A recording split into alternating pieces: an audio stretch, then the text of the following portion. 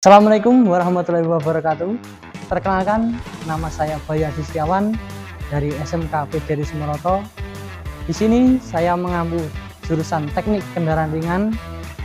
Pada kesempatan kali ini, saya akan sedikit menjelaskan tentang central door lock. Perlu kita ketahui bersama apa itu central door lock. Jadi dari central door lock itu tersusun dari 3 kata, yaitu central, door, dan lock. Central yang artinya terpusat, door artinya pintu, dan lock artinya pengunci. Dari ketiga kata tersebut dapat kita simpulkan bahwasanya central door lock adalah sistem pengunci yang terpusat, di mana kita tidak perlu mengunci dari satu persatu pintu, melainkan kita bisa mengunci dari salah satu pintu saja. Selain itu, central door lock berfungsi untuk meningkatkan keamanan dan kenyamanan saat berkendara. Pada kendaraan modern, central door lock tidak bisa dilepaskan dari yang namanya alarm, di mana kita bisa menutup maupun mengunci maupun membuka dari remote. Nah, untuk komponen-komponennya sendiri, central door lock terdiri dari satu modul central door lock, yang kedua aktuator. Dan di sini aktuator pun ada 2 tipe, mulai dari aktuator yang master yang berada di pintu pengemudi dan juga aktuator biasa yang terletak pada 4 pintu, pintu penumpang depan, 2 pintu penumpang belakang, dan juga pintu bagasi. Nah, perbedaannya dengan door lock pada zaman dahulu, untuk dulu kita memerlukan penguncian dari masing-masing pintu, mulai dari pintu pengemudi maupun pintu penumpang. Remote ini bisa digunakan untuk central door lock maupun alarm. Cara penggunaannya juga simpel, cukup menekan tombol yang ada di remote untuk membuka maupun mengunci dari central door lock tersebut.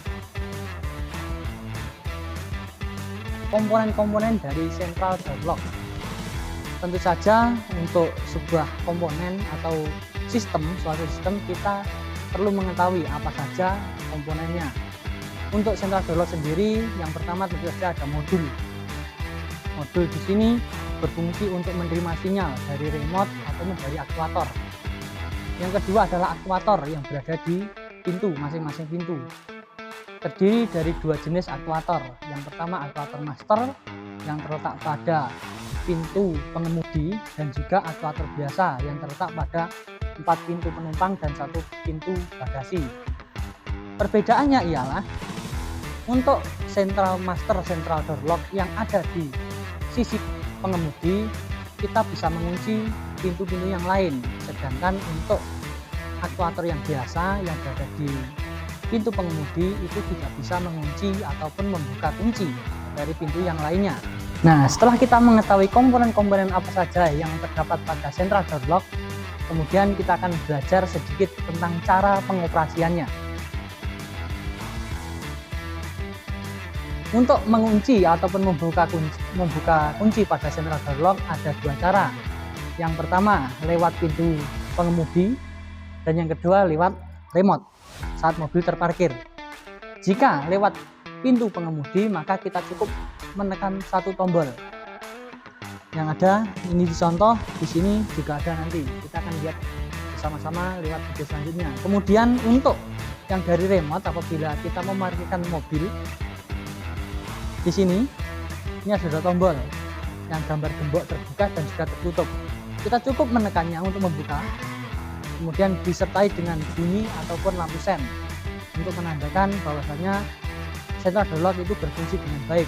Kemudian untuk mengunci juga sama, kita hanya perlu menekan 1 tombol. Jika suaranya 1 seperti ini, maka itu tandanya terkunci. Jika berbunyi 2 kali, maka itu tandanya terbuka. Akan tetapi biasanya beda mobil juga beda, tapi yang universal itu adalah 2 bip untuk terbuka dan 1 kali bip untuk terkunci. Untuk pengoperasian yang ada di pintu, nah karena kita menggunakan trainer, maka di sini selain untuk cara membuka dan menutup, tapi kita juga bisa melihat wiring diagramnya. Untuk pertama-tama kita akan belajar dulu membuka ataupun mengunci central door lock dari pintu. Nah, setiap masing-masing mobil itu biasanya berbeda. Ada yang berupa tombol di konsol sebelah kanan ataupun yang di dekat handle pintu.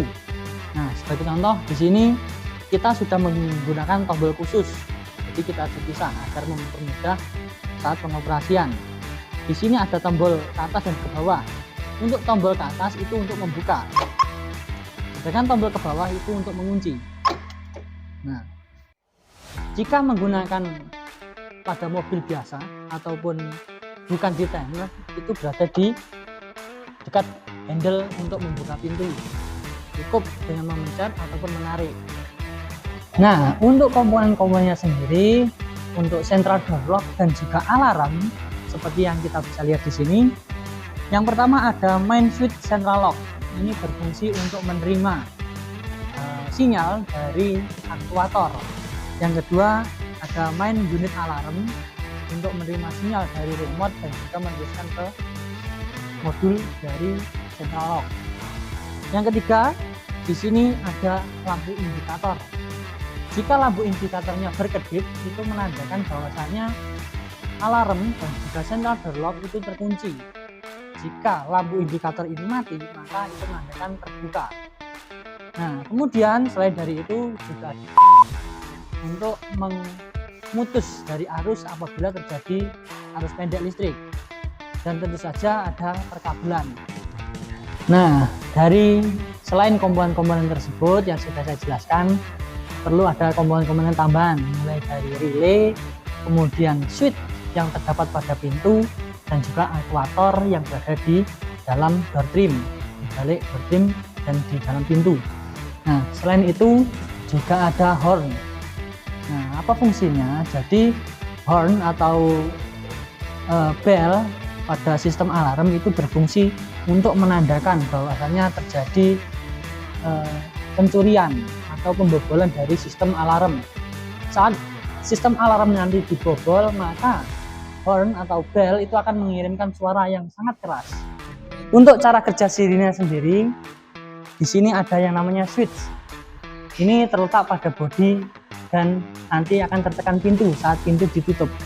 Cara kerjanya, saat mobil terkunci dan switch tidak tertekan, maka otomatis switch akan mengirimkan sinyal ke modul alarm.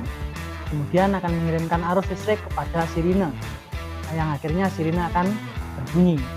Berarti menandakan bahwasanya pintu terbuka dan pada saat central lock terkunci. Kemudian yang tak kalah pentingnya ada baterai. Ya, baterai di sistem central door lock dan juga alarm itu adalah mutlak karena berfungsi untuk menyuplai arus listrik. Kemudian untuk wiring diagram nanti akan kami beri gambarnya, silakan dicermati dan juga silakan dipelajari.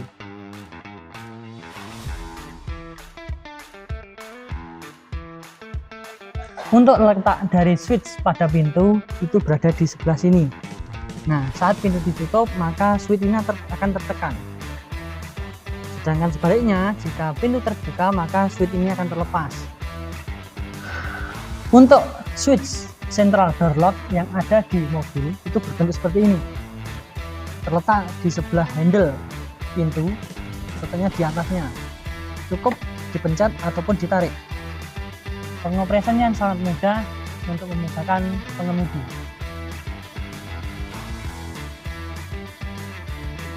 Kita masuk untuk pembahasan perawatan central door lock dan juga alarm.